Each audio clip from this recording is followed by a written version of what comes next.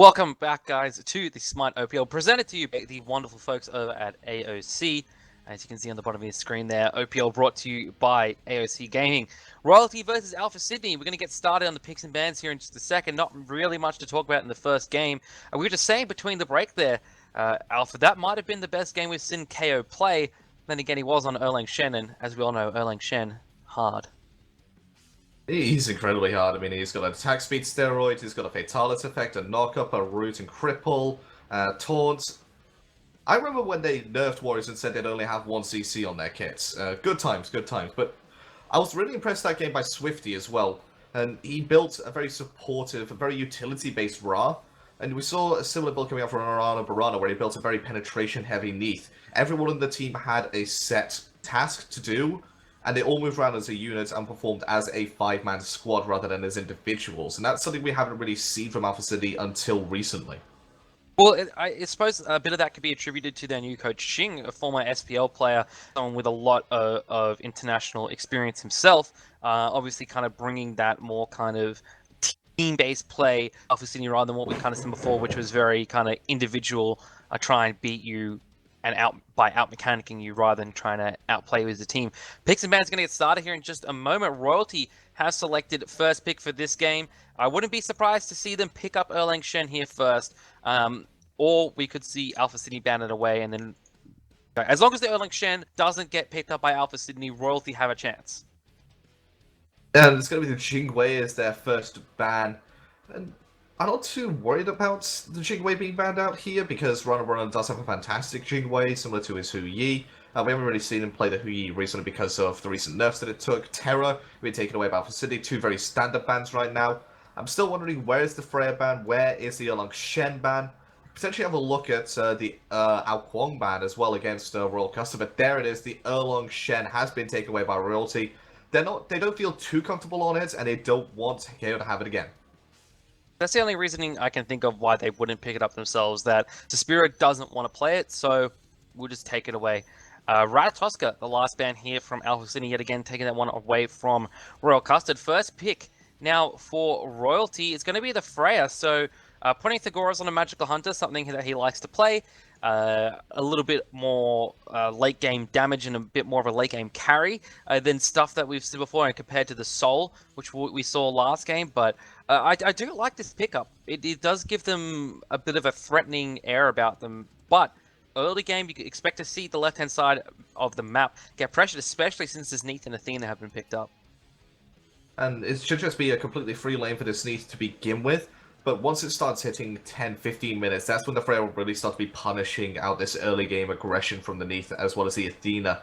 And the Yanis and Thor combination as well. I like it. Two global presences on the map for Royalty allows some quicker rotations to lanes that need it. The Scylla pickup from Alpha Sydney, though.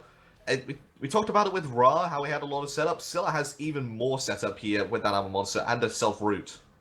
Exactly right. As well as that, combine it with an Athena taunt and a Neath root as well, you're having yourself a good time. But the thing about Royalty's team composition at the moment is it's very, kind of difficult to lock the Janus and the Thor down. You're not going to see a whole lot of the Freya. The Janus has got a lot of portals and thresholds to get himself out, as well as his ultimate. Thor's got his ultimate and his Mjolnir's attunement and some self-CC.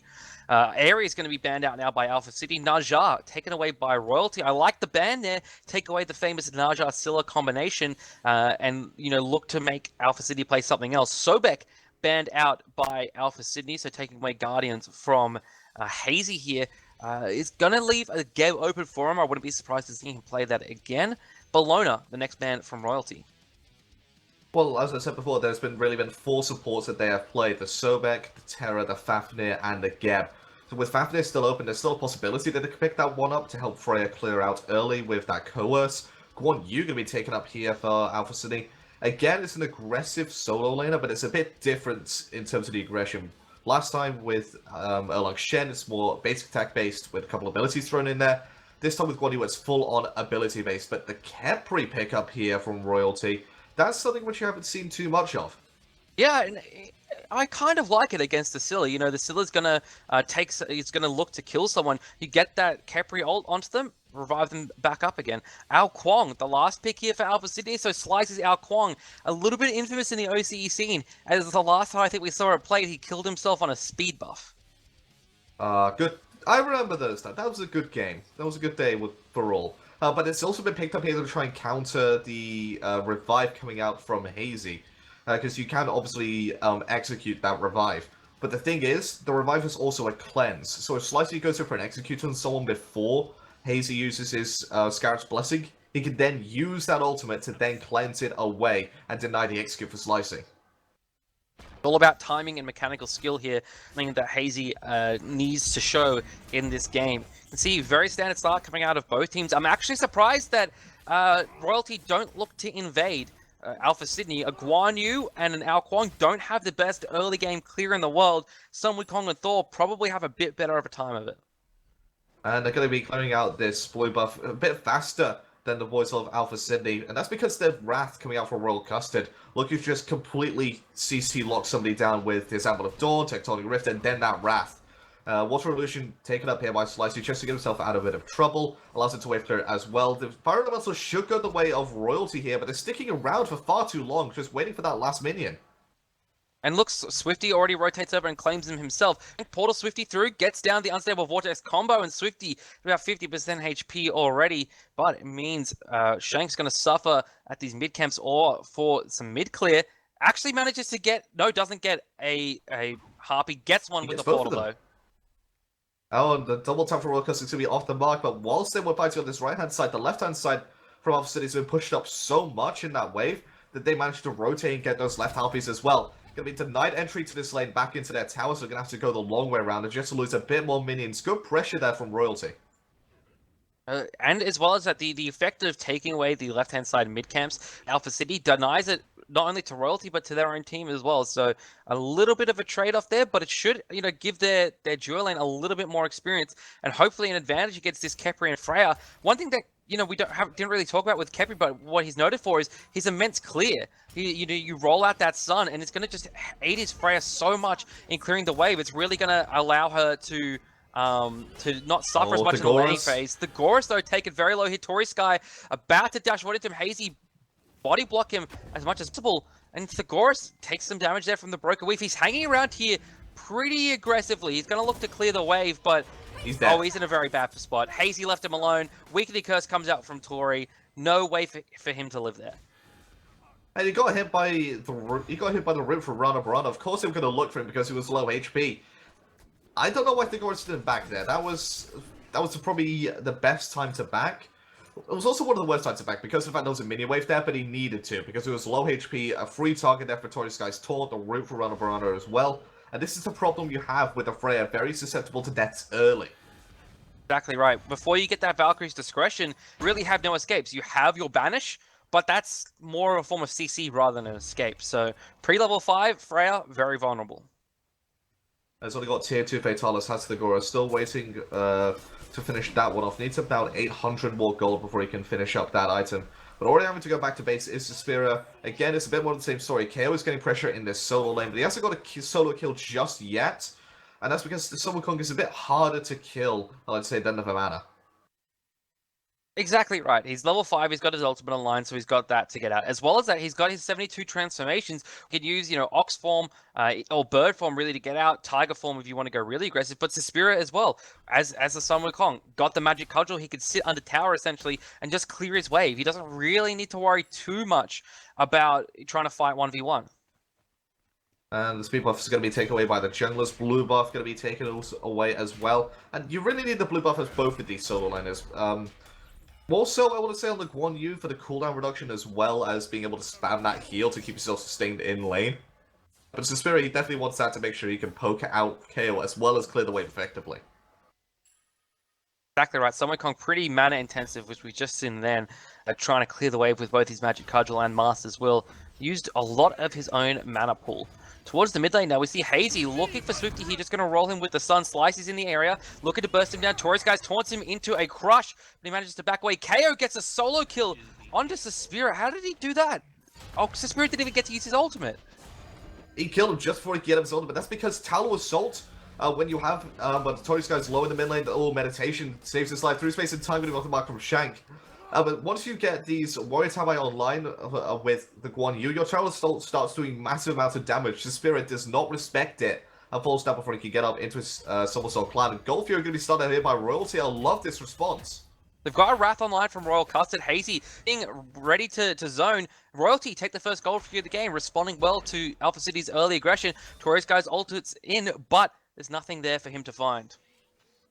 And also, I do love that response as well, because they have this Wrath, they want to be looking for these early objectives, and they managed to get one. They could get a second one in about 5-6 minutes time if they're still in this similar position right now. They've actually gotten a slight gold lead from that play.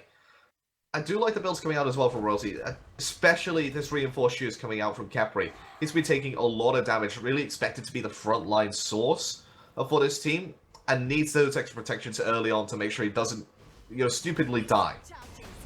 Torres Guys taunts Royal Custard in the mid lane. Crush comes down to you from Slicey in just a moment, but the Neath ultimate's going to find him from Rana Bronner. I'm a Monster comes through from Swifty and hits Shank. Slicey manages to get away from the damage, needs to back just about here if he wants to get away. Royalty don't know where he is, they can't find him in time. Successful gank in the mid lane from Alpha Sydney. And also the lack of the attempt to body block there from the Neath ultimate there from Shank. And could have been blocked there, could have maybe got themselves both out at the expense of the purification from Shank. But again, it's just a bit of a lack of communication that costs Royalty a kill. 3-0 in favor of Alpha Sydney, but the scoreline is just about even after that Gold Fury successful attempt by Royalty.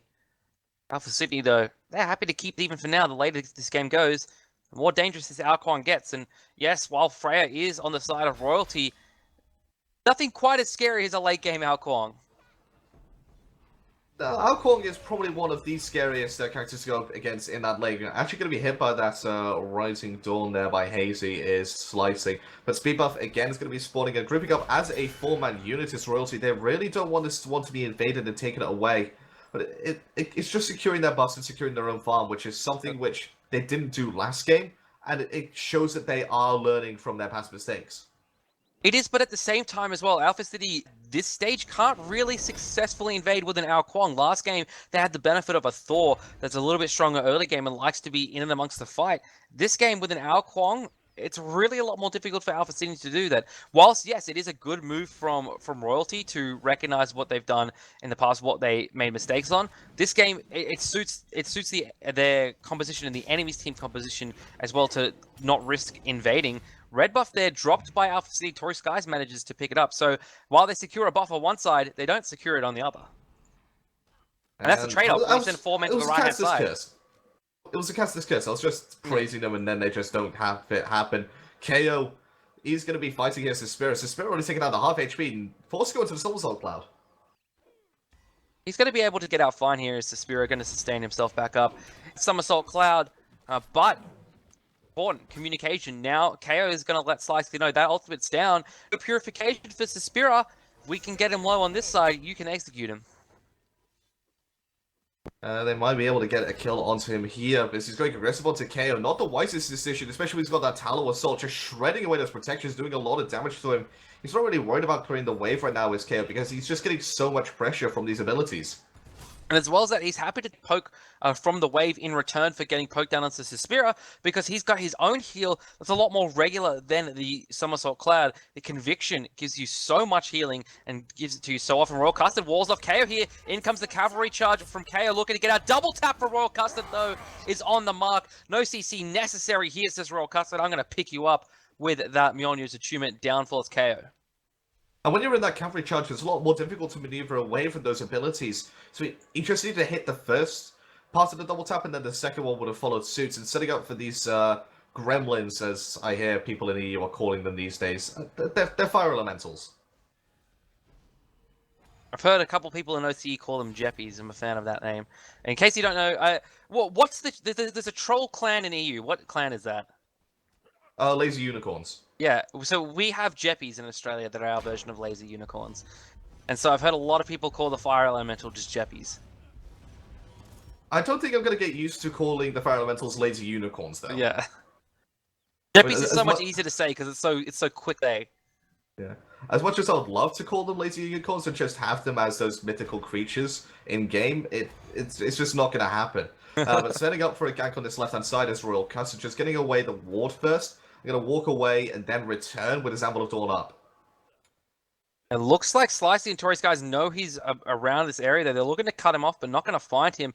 Excellent work by Swifty as well, hanging back over this wall, looking for Mjolnir to tune it through. But now we can see Tori Skies, Slicey looking for Hazy here. The tank boot's going to help him a little bit. Hazy pops his ultimate very early onto himself there and forces the disengage away from Alpha Sydney. And whilst all this is going on this left-hand side, right-hand side, KO's got the pressure onto Spirit, so he's looking for a speed buff invade once again. He's going to be denied here by Royal Custard, maybe forced to go into the cavalry charge. The massive damage he's taken here. Yeah, he does. Cavalry charges away. Work there from Royalty. They expend no ultimates, but force away the cavalry charge. Gold Fury was started, but Royalty show presence around it. Again, force Alpha Sydney away. So Royalty looking a lot better in this game than the last one.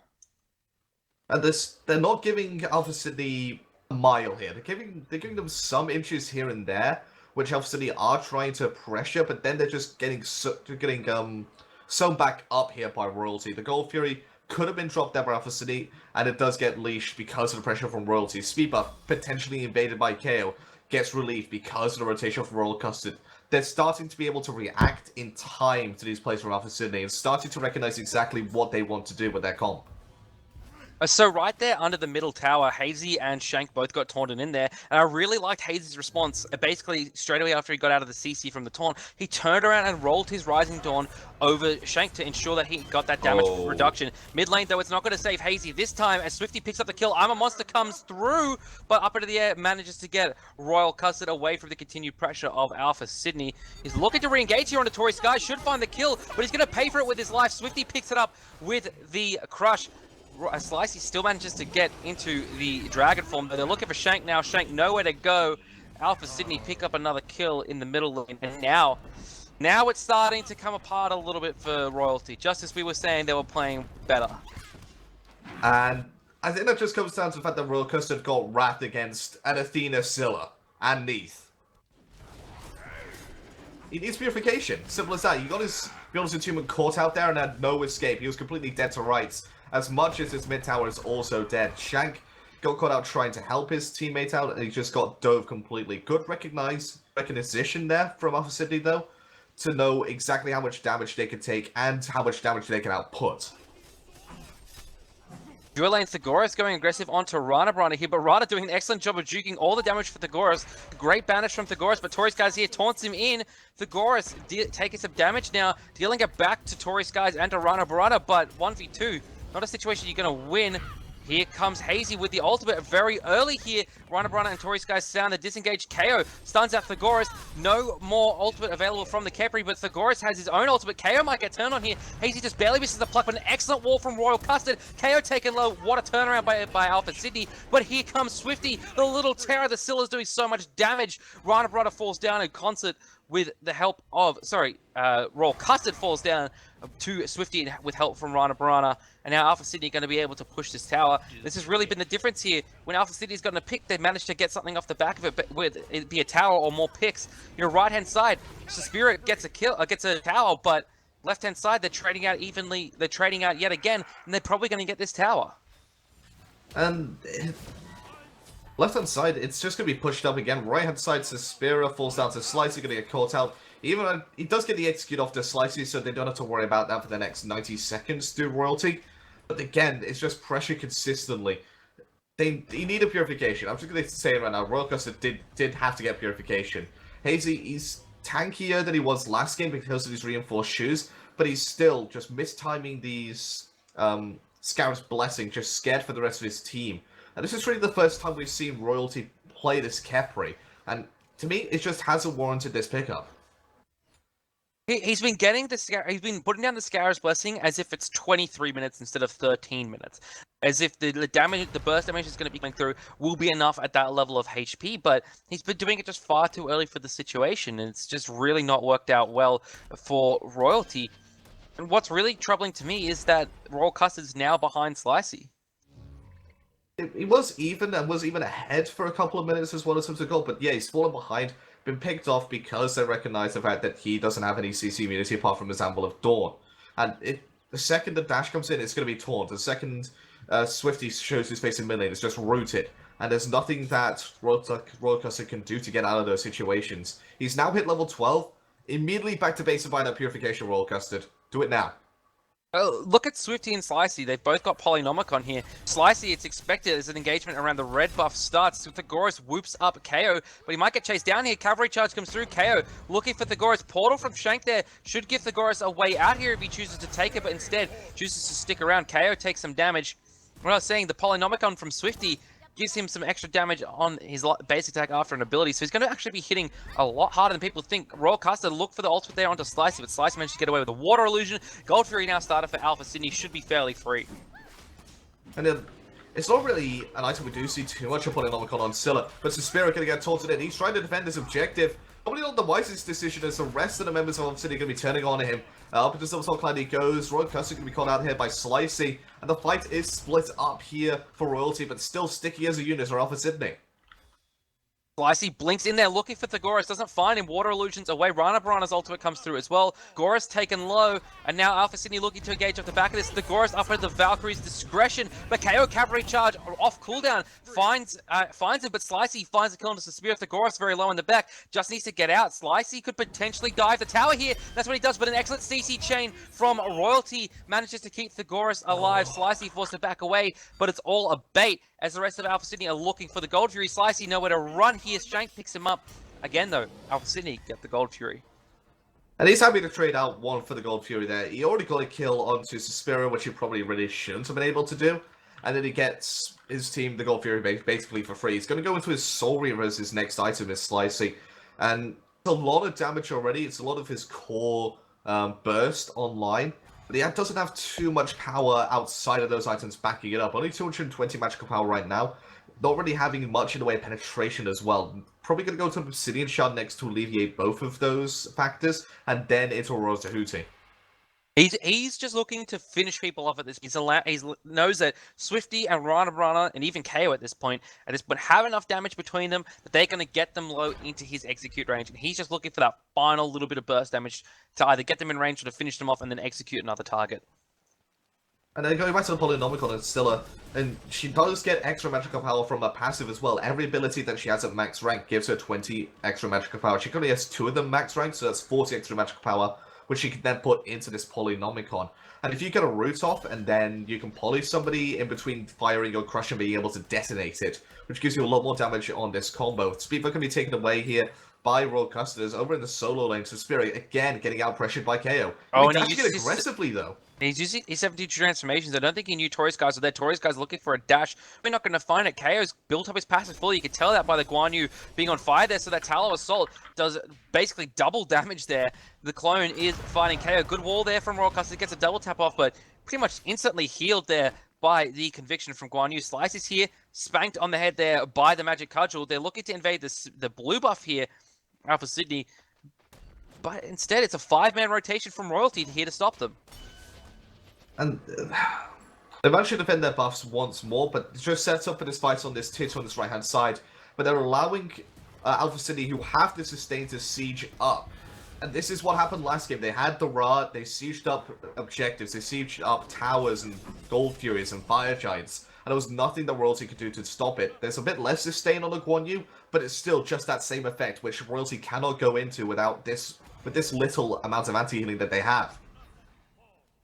Torres guys blinks in, gets double taunt there. Only Hazy's pulled in and does hardly any damage to him, but Suspiria gets absolutely bursted down through space. And time comes from Shank. He's looking for Swifty here, but not going to be able to find him. Hazy comes through the portal as well. Royal Custard gets a 3-man ultimate, but no damage to back it up. Swifty is I'm a monster. He's looking for someone to pick up here with that ultimate. Who's he going to choose? It's going to be Thegoris, but he gets him too late there. He was still in the air. Shank picks up Swifty with a basic attack in the backline here. And now Thegoris is being chased out by the rest of Alpha Sydney. 4 men of Alpha Sydney looking to pressure down at this tier 2 tower. 4 men of Royalty still alive to try and stop them. Thegoris, though, does have to back. It's only going to be Shank, Royal Custard, and Hazy to defend this tower. Shank just sitting on the outskirts of this fight like you would see most Yanis's do. Taken very low, there's Hazy. Potentially would have been an execute range for Slicey had he had his King of the Eastern Seas up and available to use. Teleport coming in from Suspiria. They look to defend this tower, and the rest of Alpha City take that as a sign to disengage, back off. They couldn't get the objective that they wanted, which was that blue buff and that tier 2 tower. Good defense from Royalty.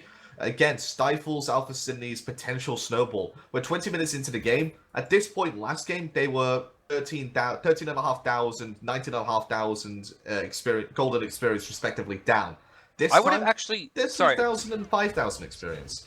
I would have actually liked to see Royalty just go for the Fire Giant there. Everyone in Alpha Sydney had to back. You have vision on the Fire Giant. You know that they're all backing and they're all fairly low. You could have potentially taken out the Fire Giant there, and it had a huge swing in terms of that buff in your favor there. They could have done it, but the second that they go towards that objective, it does have a ward across the path. You can see that there's essentially what just at that blue buff. If all 5 members of Royalty walk over that, Alpha City know the Fire Giant's being started up, one of us has to stay and defend it.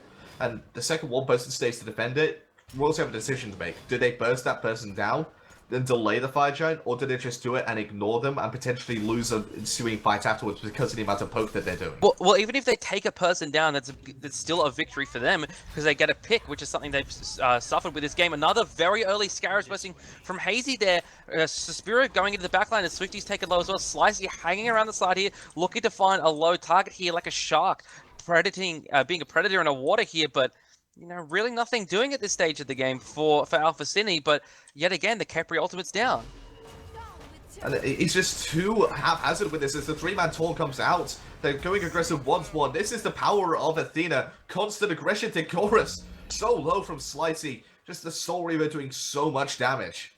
But he managed to chunk out Slicey in return. This Reyes starting to deal a heck of a lot of damage. He's got a demonic grip. He's got an enchanted spear next. I don't know if that's going to be a Spear of the Magus or a Spear of Desolation coming out from Thegoros. It should be that you'd expect. Swifty actually forced to pop both Purification and Sanctuary. Unstable Vortex used by Janice. Slicey taken low but managed to Water Illusion away. Royal Custard uses his Purification, his Sanctuary as well to immune the damage from Swifty's Crush. Alpha City though, all healthy. It's another sustained composition from them with this Guan Yu, so they're happy to take these fights because then they can just go back for their objective or look for another one as it appears they're going for the Gold Fury. Unable to siege down the tier 2, similar to how they were unable to siege down the tier 2 on his right hand side. They're now just going to go for the contestable objective, the one which Royalty have to fight into rather than just be able to defend naturally. And I don't think they're going to be able to steal this, and this could be the straw that breaks the camel's back, as Alpha Sydney start to open up a greater than 5,000 gold lead. A double taunt as well, and Thegoros has no way to escape this. Oh, Hazy, beautifully timed Scarab's Blessing there. Saved himself from the execute, but Slicey still ends up picking up the kill. Thegoros gets stunned out by that World Weaver up into the Valkyrie's discretion. And now he's going to fall down here. There's nowhere for him to run. He's walled off by Royal Custard, in fact. Swifty picks up the kill. And you're right, there's a straw that broke the camel's back. Is now Alpha Sydney are running rampant through Royalty's jungle. And it looks like they're going to try and push this tier 2 tower on the left-hand side. Why did Thegoros stay there? He had no chance of getting a kill, no chance of saving Hazy. And he sacrificed himself, did Hazy. He put the Scarab's Blessing on himself as well, just to delay the inevitable and help the rest of his team get back into defensible positions. Then they lose their hyper carry, the focal points of this team in Thegoros. It's just up to Shag, Royal Custard, and Suspiria to defend these Phoenixes. And they can't do that by themselves. They need that damage source from the Freya. Alrighty. Head towards 23 minutes.